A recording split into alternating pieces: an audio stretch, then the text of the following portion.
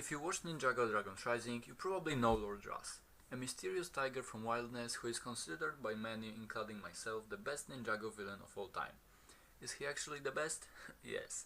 But the real question is, how did he go from being a side antagonist no one cared about to the absolute goat of Ninjago Dragon's Rising? To answer this question, we need to go back to the beginning of Dragon's Rising when we first met Ras. For me, he wasn't any big deal. Just a bad guy appearing out of context with no explanation, just like everything in Season 1. In fact, Dragon's Rising introduced us to a lot of new things that didn't make any sense at first and were explained later in the series. Well, some of them haven't been explained to this day, for example, how exactly the merge was caused or who is Rast's master. Yeah, that's why we felt lost when watching Season 1 for the first time. But back to the topic. While in Season 1 Ras is just a sidekick of Beatrix with no proper development, Season 2 adds a lot of depth to his character, introducing us to his master and revealing his plans, undoing the merge if you somehow didn't know. And Season 3 explains why he wants to reverse the merge, to bring back his people. Of course, we're not 100% sure that's the true and only reason, but that's what he said. But what we have to understand first is that Ras is a long-term character meant to be a villain for the entirety of Dragon's Rising, not just one season. If you take into account just the first season, Ras isn't as good as Garmadon or Moro. I don't think he was bad in Season 1, but he just didn't have any chance to shine. But that's not the point. The point is that all Ninjago Dragon's Rising seasons are deeply connected to each other, which gives more space for character development. Something that the writers took full advantage of, creating Ras. But to fully understand how they perfected him, we need to quickly go through each phase of Ras' development in Dragon's Rising. Phase 1. Introduction. In the first season, we get to meet our beloved tiger, who appears to be a mysterious but also a powerful character. He is usually silent, calm, and speaks only when needed. He never reveals his plans to anyone, and that's the thing that makes him stand out this season. In contrast, Beatrix is always talking about her goals of being the most powerful person in the universe, which makes her really annoying. Even though Ras doesn't seem like a great villain this season, he certainly is better than the others. It was more like a thing to get to know him, making sure he could be properly developed in the next season. And this brings us to the second phase, development. At the end of Season 1, Ras revealed that he was only working for Imperium to capture all the Source Dragons, believing it was capable of doing so. And that's when everything shifts. Ras is no longer a sidekick, but someone who has planned everything all along.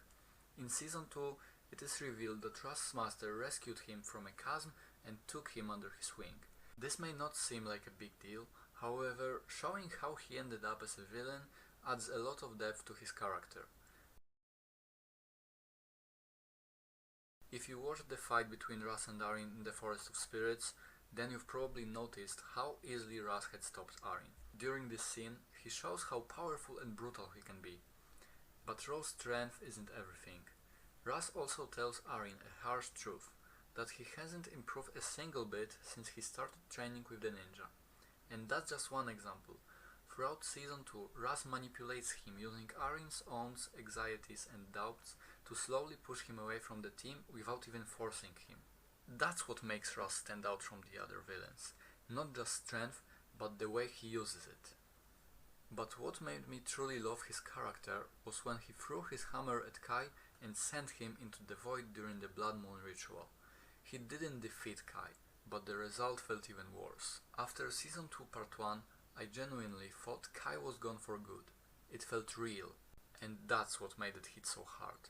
In Part 2 of this season, Ras' plan is revealed, but not entirely, making him even more mysterious. His goal is to reverse the merge.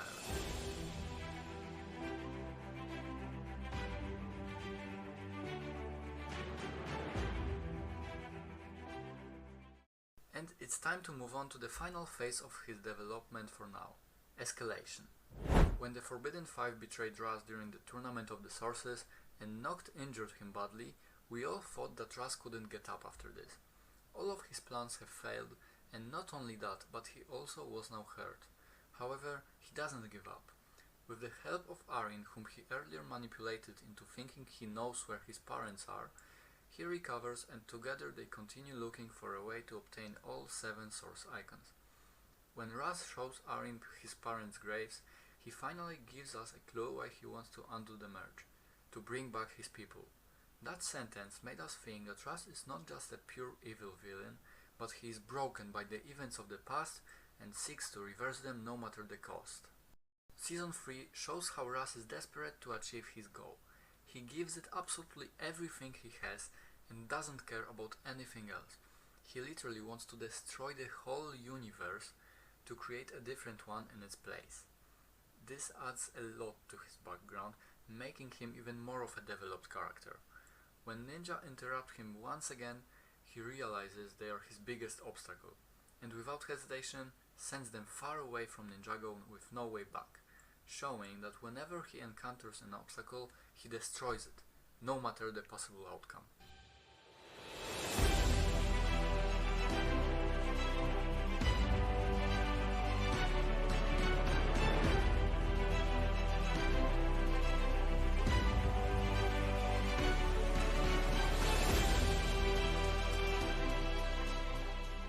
So now, with all the phases explained, we can tell that Raz is a very developed character.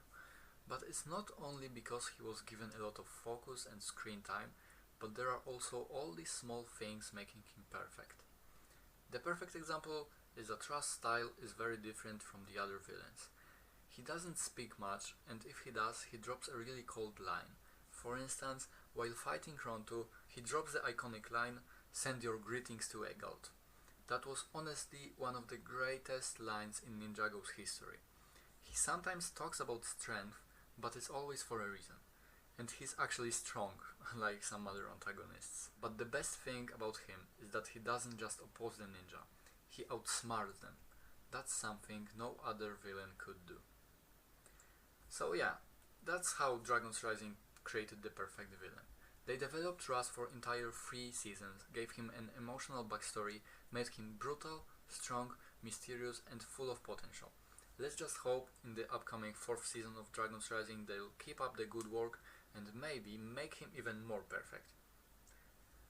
Let me know in the comments below what you think about Raz so far. Is he a great villain, or if you think he is not? Share your thoughts, opinions down below.